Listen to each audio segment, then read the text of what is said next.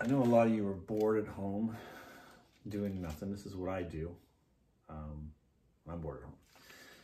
I grab the skeleton and I'm like looking at it saying, okay, what are some of the basic concepts? What can we understand about this? So here's some basic anatomy. First, you have the two hip bones, the iliums, and the sacrum bone in the back. Those make up the SI joints, okay? Which are in the posterior part here, and allow the hips to move up, down, front, back. I want to discuss a little bit today about the iliopsoas. That's this front main hip flexor muscle, and this attaches to your lumbar or low back, front of your low back, and ties into the inside of the femur bone or leg bone here, okay? Let me just put it to the side here. So if you have tension in this muscle, which includes the iliacus muscle as well, what happens is you can create a lot of compression on the lumbar structure here. So imagine that if this muscle is tight or you're more anterior tilted or compressed here, you can cause compression into the disc.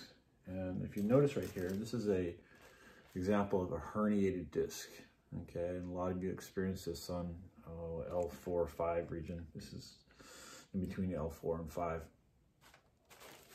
And if you get compression here, essentially you can have a lot of structures that are making this worse, okay? This is one of them. And if you imagine the tightness pulling down and adding to the restriction or the lack of space that will be created if you have a herniation here.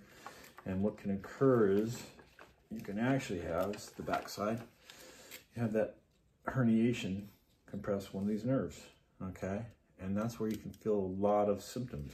Or on the other side, this is the QL muscle, touches on the top of the hip bone and the lumbar vertebrae. So if you're compressed in the front and affecting that disc, a lot of times, or most of the time, you feel the symptoms in the back side of your lower back. And that's because of that nerve roots that kind of emit from the back side.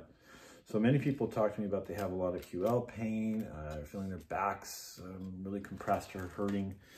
And a lot of times it can be due to either the tightness in here or weakness in the front of this structure. So I have many videos on this, how to lengthen, strengthen, affect the pelvic positioning, and I'll include some of those here. Focus on the front of your body in the hips. Keep your glutes engaged, your spine neutral, and your abs tight as you go through this motion.